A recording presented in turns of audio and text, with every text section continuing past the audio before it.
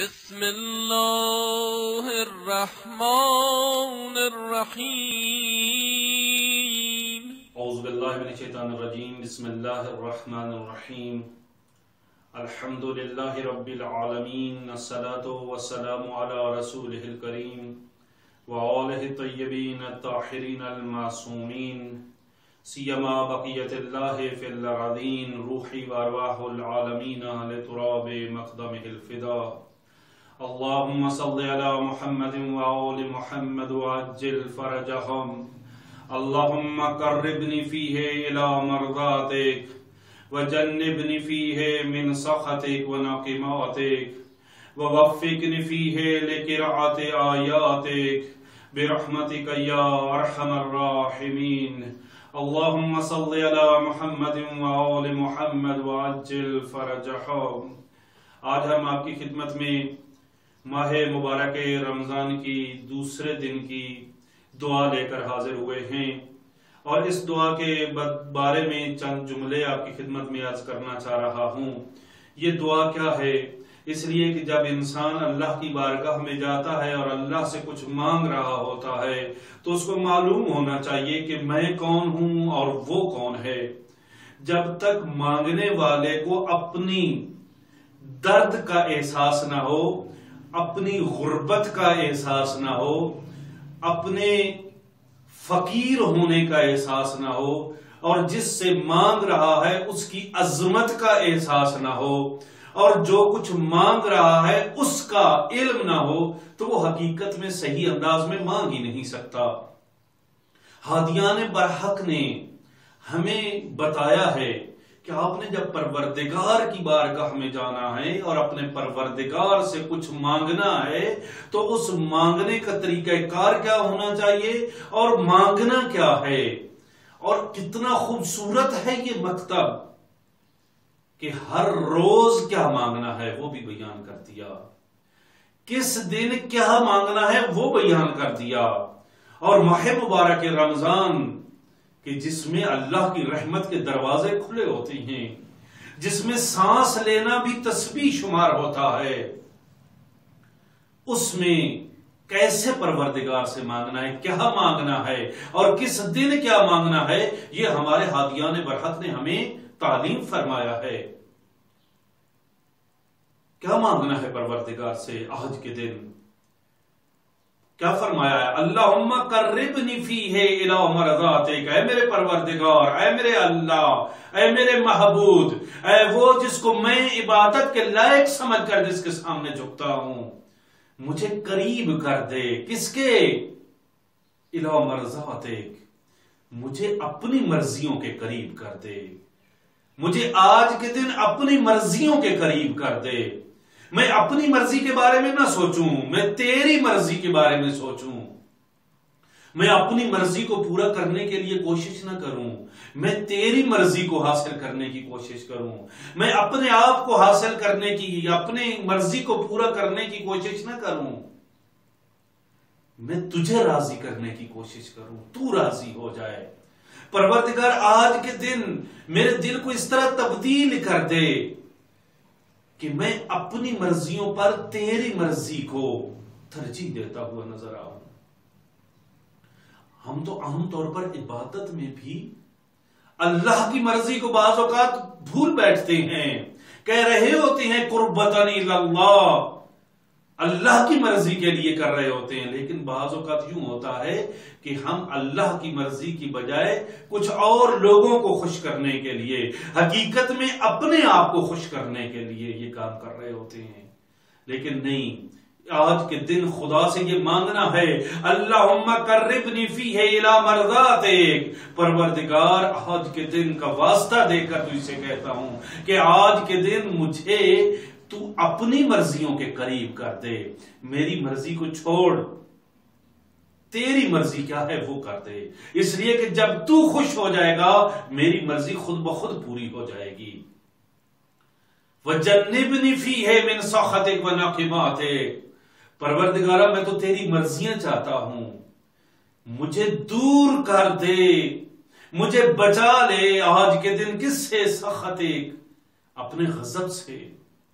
پروردگار نہ میں تیرے بغیر، تیری رحمت کے بغیر، تیرے لطف کے بغیر میں تو سانس بھی نہیں لے سکتا۔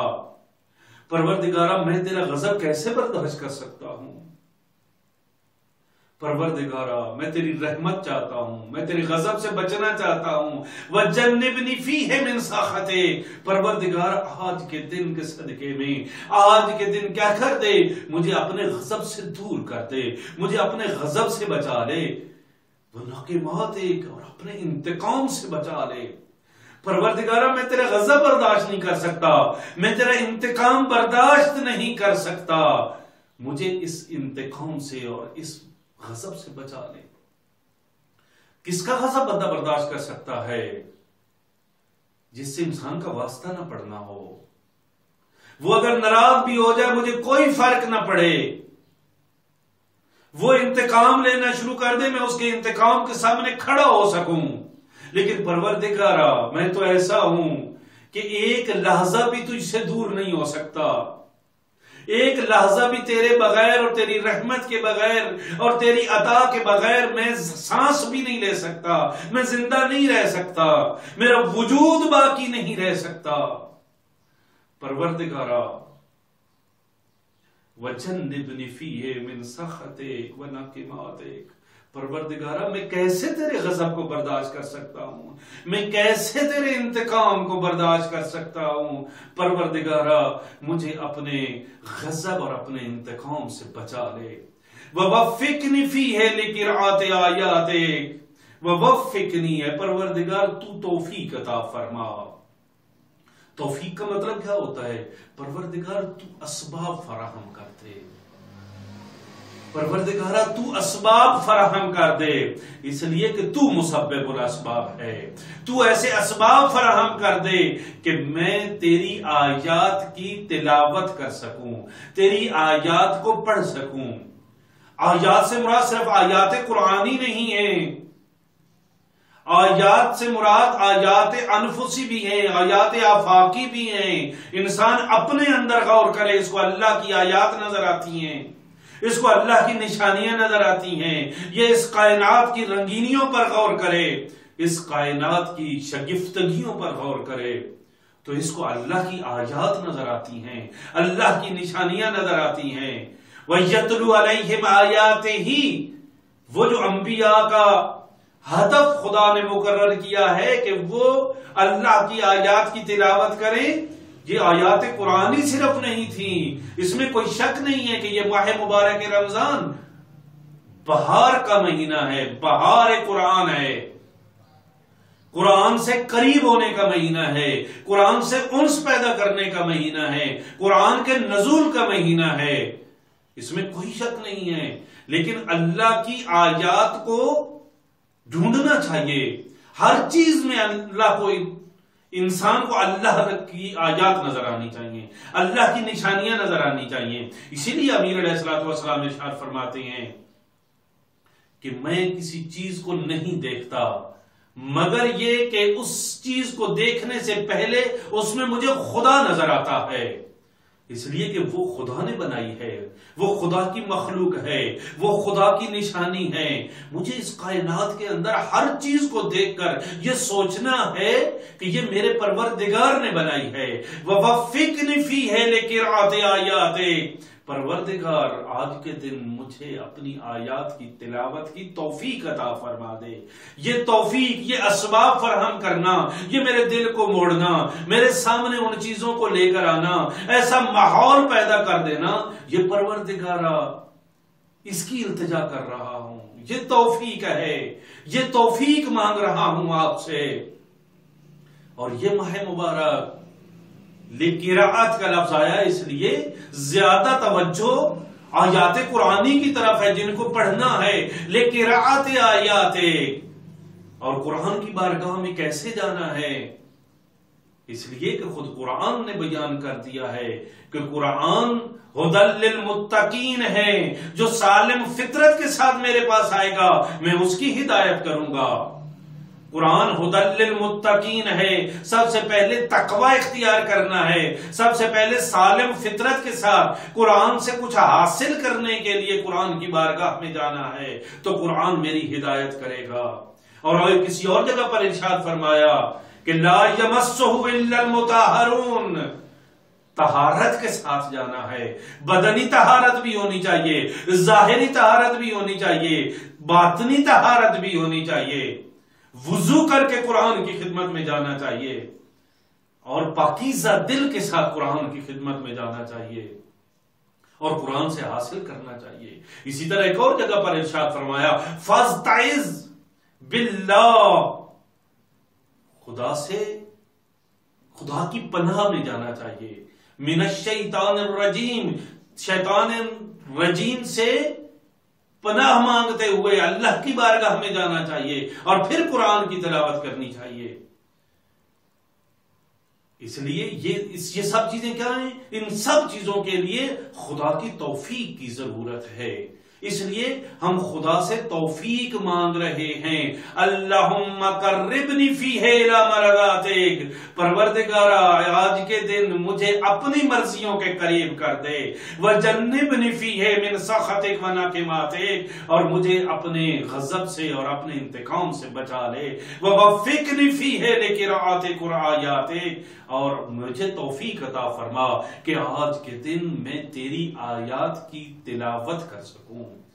برحمتک یا ارحم الراحمین، کیوں مانگ رہا ہوں؟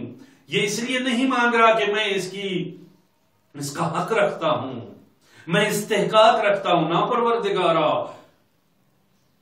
میں محتاج ہوں، میں عبد ہوں، میں ذلیل ہوں، پروردگارا تو غالب ہے، میں مغلوب ہوں، تو قاہر ہے، میں مقہور ہوں، پروردگارا تو رازق ہے، میں مرزوق ہوں، پروردگارا تو غالب ہے، میں مغلوب ہوں، میں حق نہیں رکھتا، لیکن تو کتنا کریم ہے، تو کتنا رحیم ہے، تیری رحمت پہ آس لگائے بیٹھا ہوں، اس لیے کہہ رہا ہوں برحمتک یا ارحم الراحمین، میرا حق نہیں ہے، لیکن چونکہ تو رحیم ہے، چونکہ تو کریم ہے، اس لیے تو مجھ پر رحم فرما، اور اپنی رحمت کے صدقے میں، اے رحمان ہے، تو ایسا رحمان ہے کہ جس سے بڑا کوئی رحمان نہیں ہے، جس سے بڑا کوئی رحم کرنے والا نہیں ہے، پروردگارا تجھے تیری رحمت کا واسطہ میری آج کی اس دعا کو قبول کر لے۔